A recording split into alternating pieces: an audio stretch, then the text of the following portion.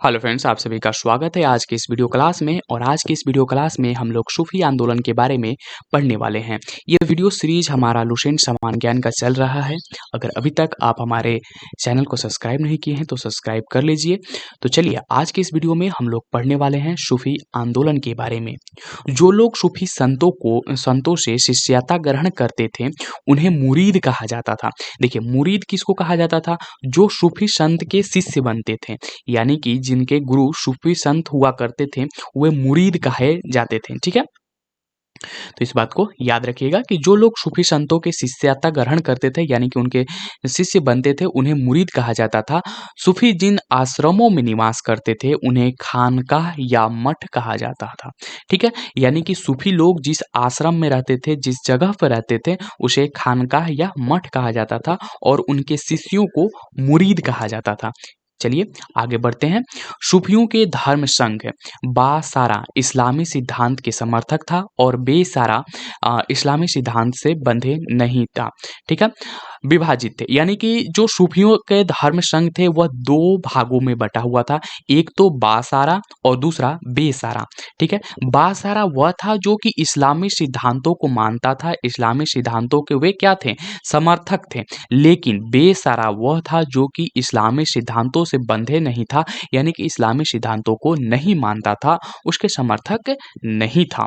आगे है कि भारत में चिश्ती एवं सुहरावर्दी सिलसिले की जड़ें काफी गहरी थी। यानी कि भारत में चिश्ती सिलसिला और सुहरावर्दी सिलसिला, इनकी जो जड़ें थे यानी कि ये काफी हद तक भारत में फैले हुए थे। ठीक है, अब देखिए यहाँ पर है कि ख्वाजा मुआनुद्दीन चिश्ती, ठीक है, ख्वाजा मुइनुद्दीन चिश्ती ने भारत में चिश्ती सिलसिला की शुरुआत की। देखिए, भारत में चिश्ती सिलसिला की शुरुआत किसने की? ये सवाल अगर आपसे पूछा जाए तो उसका नाम है ख्वाजा मुइनुद्दीन चिश्ती। यानी कि ख्वाजा मुइनुद्दीन चिश्ती ने भारत में चिश्ती सिलसिले की शुरुआत की। ठीक है, आगे देखते हैं। चिश्ती सिलसिला का मुख्य केंद्र अजमेर था। इन्होंने अपना केंद्र बनाया अजमेर में और अजमेर से इन्होंने चिश्ती सिलसिले की शुरुआत की भारत में। ठीक है, और चिश्ती सिलसिले की शुरुआत करने वाले व्यक्ति का नाम है ख्वाजा मुइनुद्दीन चिश्ती। इस नाम को याद रखिएगा। चलिए आगे है, चिश्ती सिलसिला के कुछ अन्य महत्वपूर्ण संत थे, यानी कि इस सिलसिला से जुड़े हुए कुछ अन्य महत्वपूर्ण संत हैं जिनका नाम हमें ध्यान में रखना जरूरी है। देखिए यहाँ पर है निजामुद्दीन औलिया। ठीक है, निजामुद्दीन औलिया के बारे में अगर आपको मालूम है तो नीचे कमेंट बॉक्स में जरूर लिखिए। आगे है बाबा फरीद और उनके बाद बख्तियार काकी एवं शेख बुरहानुद्दीन। ये जो थे ये महत्वपूर्ण संत थे चिश्ती सिलसिला के। चिश्ती सिलसिला में कौन कौन से प्रमुख संत थे? एक तो निजामुद्दीन औलिया, ठीक है, बाबा फरीद, ठीक, दूसरे और उसके बाद बख्तियार काकी और शेख बुरहानुद्दीन।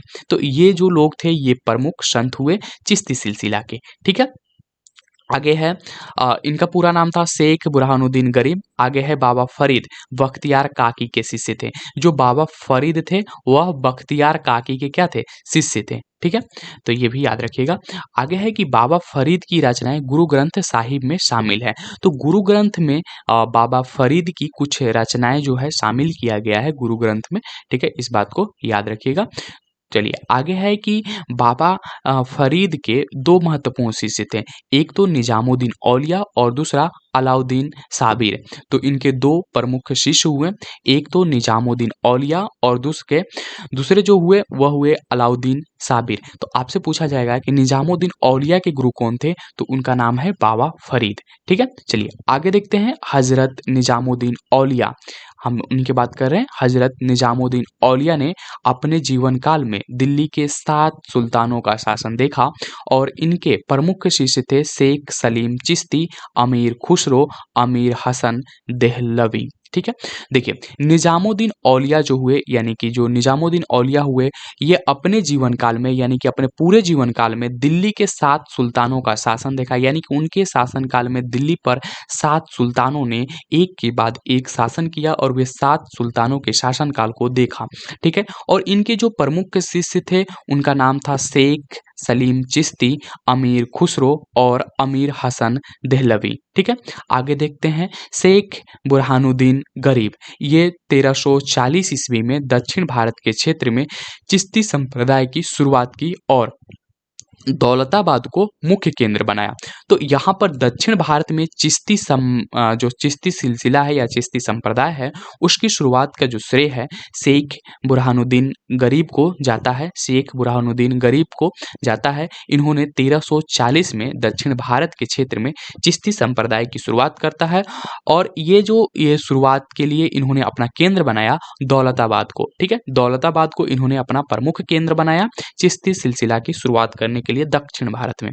आगे है कि सूफियों के सुहारवर्दी धर्म संघ या सिलसिले की स्थापना शेख शिहाबुद्दीन उमर सुहारवर्दी ने की। देखिए, जो सूफियों का सुहारवर्दी संस्था थी या धर्म संघ था, इसकी जो शुरुआत जो किया गया था शेख शिहाबुद्दीन उमर सुहारदी के द्वारा इसकी शुरुआत किया गया था, किंतु 1262 में इसको सुदृढ़ संचालन का श्रेय जो है शेख बदरुद्दीन जकारिया को जाता है। यानी कि शुरुआत तो शहाबुद्दीन उमर सुहारवर्दी ने की थी, यानी कि सुहारवर्दी ने इसकी शुरुआत की थी, सुहारवर्दी धर्म संघ की, परंतु इसको सुदृढ़ रूप से संचालन करने का जो श्रेय है वह जाता है शेख बदरुद्दीन जकारिया को, जो कि 1262 ईस्वी में इसको सुदृढ़ करते हैं। इन्होंने सिंध एवं मुल्तान को मुख्य केंद्र बनाया, यानी कि जो सोहरावर्दी जो धर्म संघ है उसको मजबूत बनाने के लिए इन्होंने 2 केंद्रों का उपयोग किया, एक तो सिंध और दूसरा मुल्तान को। ठीक है, इन्होंने प्रमुख केंद्र बनाया। सोहरावर्दी धर्म संघ के अन्य प्रमुख संत थे।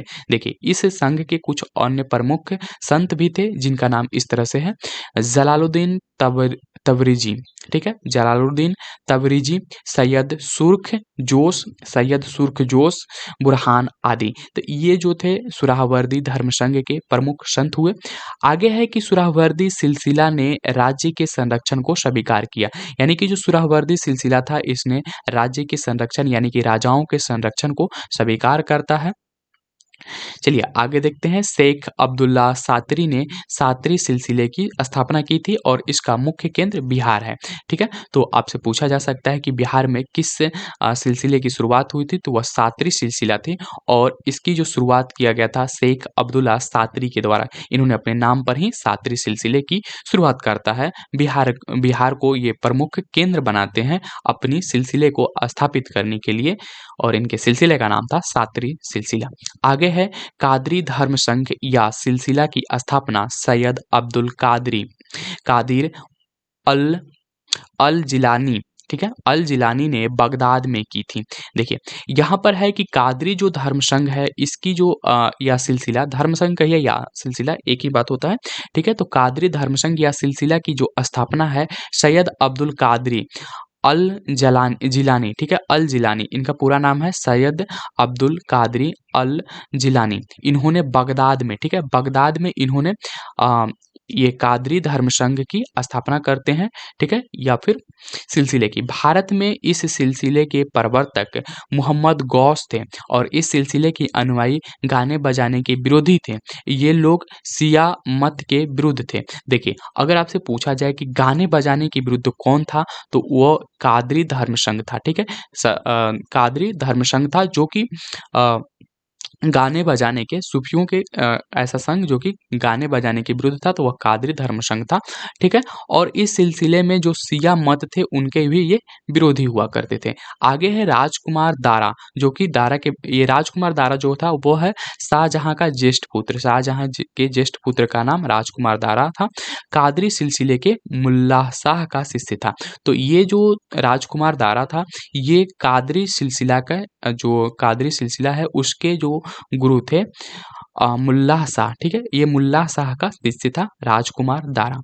और राजकुमार दारा कौन है, तो शाहजहां का ज्येष्ठ पुत्र है। आगे देखिए, आगे यहाँ पर है कि नक्शबंदी धर्म संघ।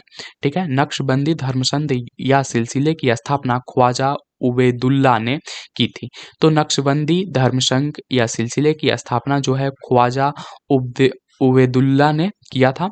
भारत में इस सिलसिले की स्थापना ख्वाजा बकी बिल्लाह ने की थी। ठीक है, तो इस सिलसिले की जो स्थापना है ख्वाजा बकी ने, बकी या इनका नाम है ख्वाजा बकी बिल्लाह, इन्होंने किया था। यानी कि नक्शबंदी धर्म संघ की स्थापना इन्होंने भारत में किया था। ठीक है, भारत में इसके व्यापक प्रचार का श्रेय बक्की बिल्लाह के शिष्य अकबर के समकालीन शेख अहमद सरहिंदी को था। ठीक है, तो यहाँ पर अकबर के समकालीन जो शेख अहमद सरहिंदी थे, इनको ये श्रेय जाता है कि इन्होंने नक्शबंदी धर्म संघ का भारत में प्रचार किया, जो कि अकबर के समकालीन थे। आगे है कि फिरदौसी सुहरावर्दी सिलसिले की ही एक शाखा है। जो फिरदौसी था वह सुहरावर्दी सिलसिले का एक शाखा था, जिसका कार्यक्षेत्र बिहार था, और इस सिलसिले को शेख शरफुद्दीन यमह यह याहया ने लोकप्रिय बनाया। ठीक है, इनका नाम था शेख शरीफुद्दीन याहया। ठीक है, इन्होंने बिहार में इस सिलसिले को यानी कि फिरदौसी सिलसिले को क्या किया, लोकप्रिय बनाया, या और जिसका कार्यक्षेत्र ही बिहार में था। ठीक है, और इस सिलसिले को शेख शरीफुद्दीन याहया ने लोकप्रिय बनाया, और याहया ख्वाजा नियामुद्दीन के शिष्य थे। याहया जो थे वह ख्वाजा नियामुद्दीन के शिष्य थे, तो इस बात को भी ध्यान में रखिएगा। अगले वीडियो में हम लोग भक्ति आंदोलन के बारे में पढ़ेंगे, तो अगर अभी तक आप हमारे चैनल को सब्सक्राइब नहीं किए हैं तो सब्सक्राइब कर लीजिए। मिलते हैं अगले वीडियो में, जिसमें हम लोग भक्ति आंदोलन के बारे में पढ़ेंगे, जो कि 6ठी शताब्दी में भक्ति आंदोलन हुआ था, उसके बारे में यहाँ पर हमें जानकारी मिलेगा। तो मिलते हैं अगले वीडियो भक्ति आंदोलन में।